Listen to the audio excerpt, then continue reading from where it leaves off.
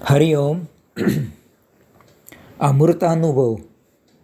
योगदास श्री जय गणेश जोशी यांचे प्रवचन. अध्याय 4.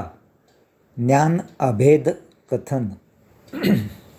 ओवी क्रमांक 1.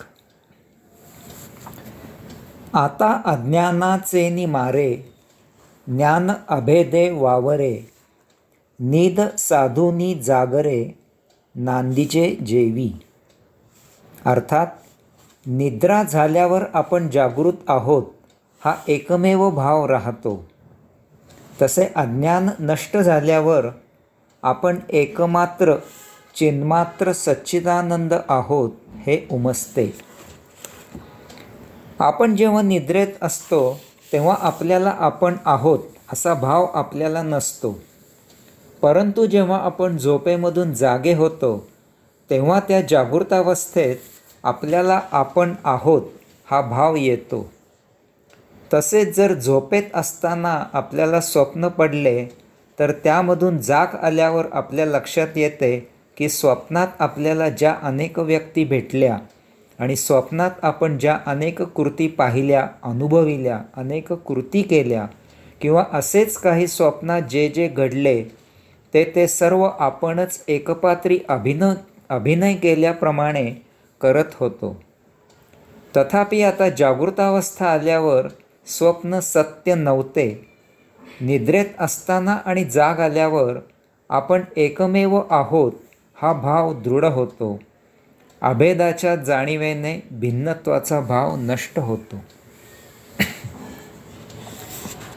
माऊली या 4थ्या अध्यायात ज्ञान अभेद कथन करत आहेत. येथे जो काही भेद दिसून येतो तो भौतिकाच्या आहारी गेल्यामुळे अज्ञानाच्या पार्श्वभूमीवर येत असतो. येथे विविधता असल्यामुळे नामभेद निर्माण झाला आणि त्याला वस्तुभेदाचे रूप आले. या सर्वाच्या मुळाशी असलेला एकमेवाद्वितीय परब्रह्म पुरुषोत्तम विसरला गेला. ज्ञानाचा अभाव झाला आणि अज्ञान उदयाला आले.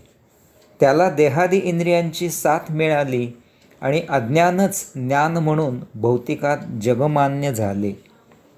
यात अध्यात्म झाकोळले गेले. ते इतके झाकोळले गेले की अध्यात्म असे काही आहे याचीच शंका घेतली जाऊ लागली.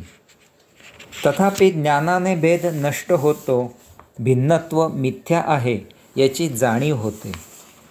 येथे ब्रह्मांडात जे जे आहे ते सर्व अभेद स्वरूप सच्चिदानंद एकमेव द्वितीय असे परब्रह्म पुरुषोत्तम आहे ही उमज येते.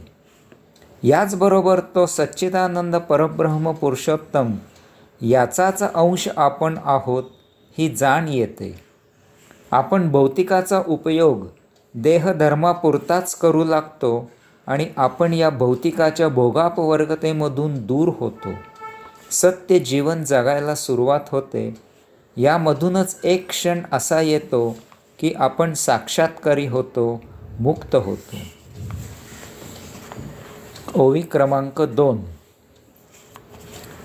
का दर्पणाचा निघाला ऐक्यबोधू पहिला, मुख भोगी आपुला आपणची.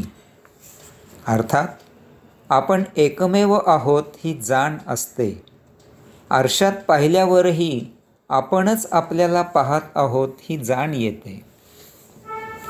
मुळातच आपण एकमेव आहोत हा संस्कार असतो ही जाण असते. लहान मूल एकटे असले की घाबरते. ते आई बाबा किंवा असेच कोणी त्याला सांभाळणारे असते त्याच्या आश्रयाला धावते. हे घाबरणे त्या एकमेव असलेल्या मूलभूत जाणीवेमुळे असते. मोठेपणीही आपण एकटे आहोत हाच भाव असतो. यामुळे प्रत्येक जीव सहकारी शोधतो. येथूनच ते भौतिक आयुष्य सुरू होते आणि ते मोहमाया या दुष्टचक्रात अडकविते. तथापि आपल्याला जेव्हा आध्यात्मिक जाण येते तेव्हा आपली या भौतिकामधून सुटका होते आणि आपण एकांतात राहू इच्छितो. आपण पुन्हा आपल्या मूलभूत जाणीवेकडे आकृष्ट होतो. माऊलींनी येथे आरशाचे उदाहरण दिले आहे. मूलतः आपण एकमेव आहोत ही भावना आपल्याला असते.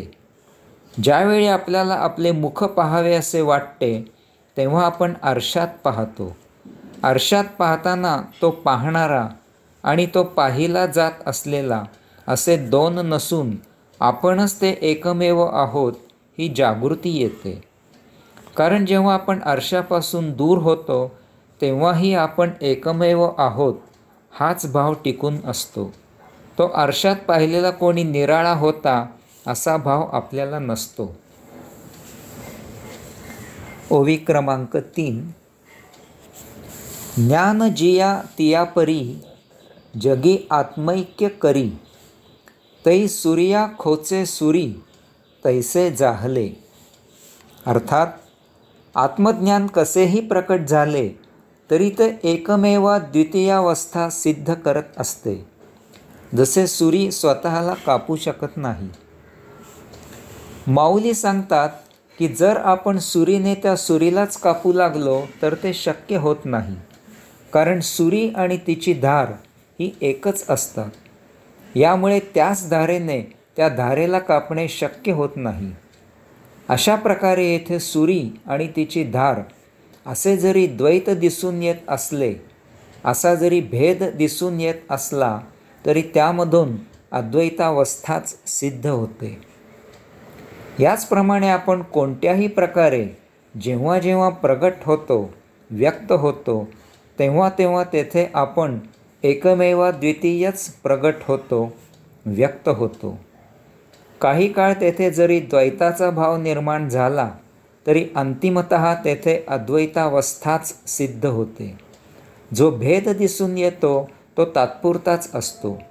शेवटी या भेदाला अभेदामध्येच विलीन व्हावे लागते. हेच तत्त्व सर्वत्र अनुभवायला येते. उदाहरणार्थ, आपण येथे जन्माला एकटेच येतो आणि एकटेच मृत होऊन येथून निघून जातो. मधल्या काळात जरी आपल्याला अनेक जण भेटले, त्यांच्याशी जरी व्यवहार केला तरीही येथे येणे जाणे एकट्यानेच होते. आपण कुटुंबात राहतो तरी आपण एकटेच झोपतो आणि एकटेच जागे होतो. देहादी इंद्रियांचे व्यवहार आपले आपण एकटेच करत असतो. असा प्रत्येक व्यवहार आहे की ज्याद्वारे अंतिमतः आपण हेच सिद्ध करतो की आपण सदा सर्वदा एकटेच आहोत. यासाठी माऊलींनी आता पुढे काही उदाहरणे दिली आहेत. ओवी क्रमांक 4. लावी आत ठाऊनी कोपट तो साधी आपणया सकट का बांधले या चोरट मोठे माझी. अर्थात कोशातील किडा आपला आपण कोश बंद करतो आणि स्वतःचा नाश करून घेतो. एखादा चोर कोणाला दिसू नये म्हणून पोत्यात लपतो आणि चोरलेल्या मालासह सापडतो. ओवी क्रमांक 5. आगी पोतासाचेनी मिसे आपणपे जाळीले जैसे ज्ञानाज्ञान नाशे तैसे जाहले. अर्थात कापूर जाळल्यावर अग्नीचाही नाश होतो. याचप्रमाणे ज्ञान अज्ञान नष्ट करते आणि स्वतःही लुप्त होते. माऊली सांगतात की कोशात राहणारा किडा आत जातो आणि कोश आतून बंद करतो. उदाहरणार्थ, रेशमाचा किडा रेशीम जमा करतो आणि स्वतःला त्या रेशमात लपेटून गुंडाळून घेतो. शेवटी त्याचा त्यातच अंत होतो. म्हणजे दुसऱ्या शब्दात, रेशीम गोळा करणारा किडा तुतीच्या झाडांची पाने नाश करून रेशीम गोळा करतो आणि त्यातच स्वतःही नाश पावतो. किंवा माऊली दुसरे उदाहरण देतात की एखादा चोर एखाद्याच्या घरात चोरी करायला जातो आणि कोणाची चाहूल लागल्यावर एखाद्या रिकाम्या पोत्यात लपतो आणि आयताच मुद्देमालासह सापडतो. याचा अर्थ चोरी केलेला मालही मिळाला नाही आणि शिक्षा होऊन स्वतःला तुरुंगात जायची वेळ येते. पुढील ओवीत माऊली उदाहरण देतात की अग्नी कापूर जाळतो आणि कापूर जळाल्यावर स्वतःही नष्ट होतो. या 3 उदाहरणांवरून माऊली सांगतात की ज्ञान हे अज्ञानाला नष्ट करते हे सत्य आहे. तथापि यथाकाळी ते ज्ञान स्वतःही लोप पावते, कारण अज्ञान धारण करणारे आपण स्वतः परमशुद्ध आणि परमपवित्र सच्चिदानंद एकटे आहोत. यामुळे जसे आपण ज्ञानाचे योगे अज्ञानाचा त्याग करतो, याचप्रमाणे आपण मुक्ती प्राप्त होताना त्या परमशुद्ध आणि परमपवित्र सच्चिदानंद अशी आपली मूलभूत अवस्था प्राप्त करताना ज्ञानाचाही त्याग करतो. कारण आपण सर्वस्वाच्या अतीत मूलभूत एकमेव द्वितीय आहोत. आपण परम आहोत. आपण कैवल्य आहोत. आपल्या आधी काहीही नाही. जे आहे ते आपलीच अभिव्यक्ती आहे आणि जे नाही तीही आपलीच अभिव्यक्ती आहे. हीच आपली सत्य अवस्था आहे. हरिओम.